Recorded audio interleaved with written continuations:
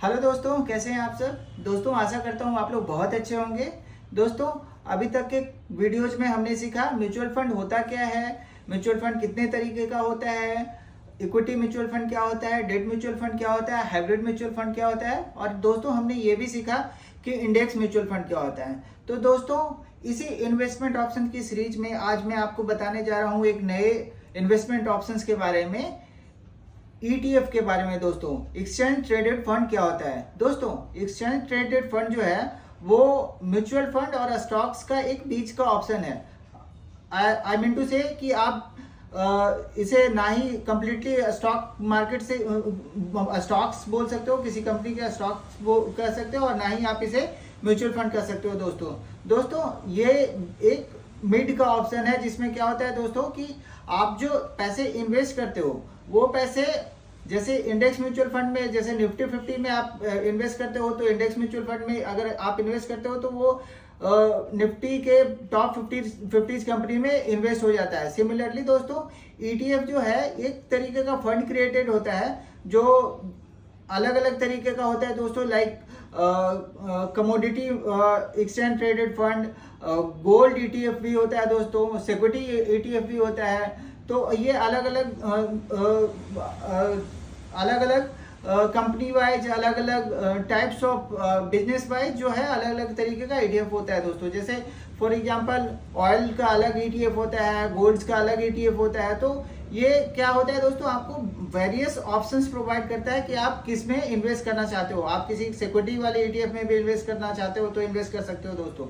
दूसरा ये है कि इसमें क्या होता है दोस्तों कि आप इस ईटीएफ को ट्रेड भी कर सकते हो। जैसे म्यूचुअल फंड में यूजुअली क्या होता है दोस्तों कि आपको डे एंड का एनएवी अलॉट होता है, लेकिन ईटीएफ में दोस्तों आप उसको through out the day trade भी कर सकते हो। जैसे आप स्टॉक्स में ट्रेड करते हो, सिमिलरली आप ईटीएफ का ट्रेडिंग भी कर सकते हो। मींस जब आपको लगता है कि आपको ईटीएफ जो है वो कम पैसे में आपको अलॉट होता है और आप उसको विद इन द डे अगर आप उसको सेल करके कुछ पैसे अर्न कर सकते हो तो वैसा भी कर सकते हो दोस्तों। या तो आप इसको म्यूचुअल फंड की तरह भी यूज कर सकते हो, जैसे आप म्यूचुअल फंड में एसआईपी करते हो, सिमिलरली आप ईटीएफ में भी एसआईपी कर सकते हो। या म्यूचुअल फंड में जैसे आप लमसम में इन्वेस्ट कर सकते हो, सिमिलरली आप ईटीएफ में भी इन्वेस्ट कर सकते हो दोस्तों ईटीएफ में के कुछ प्रॉस भी हैं, कुछ कॉन्सेप्ट्स भी हैं दोस्तों।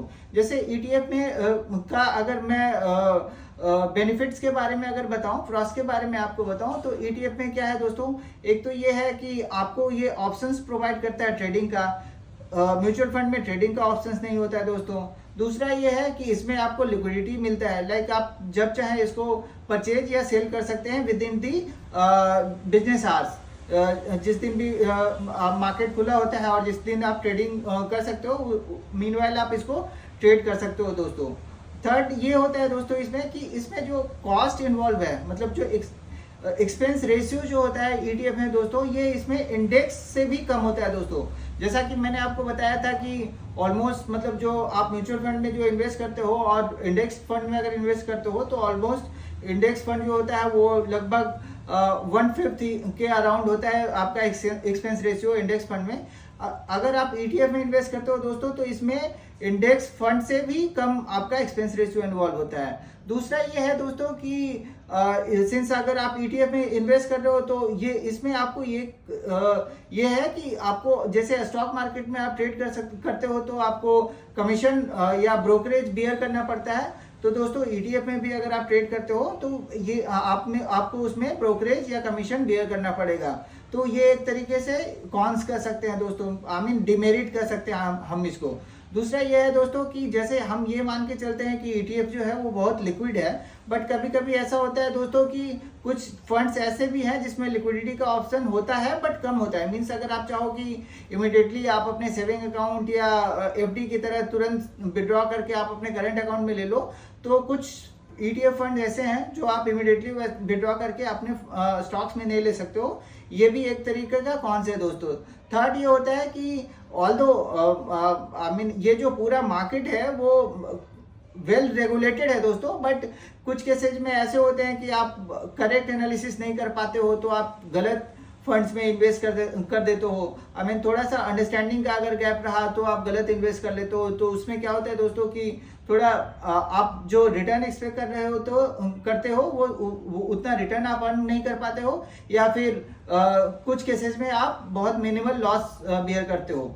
बट ओवरऑल मैं आपको ये कहना चाहता हूँ दोस्तों कि ETF फंड जो है वो अगर नए लोग हैं जो इस मार्केट में इन्वेस्टमेंट करना चाहते हैं उनके लिए बहुत बेहतर तरीका है।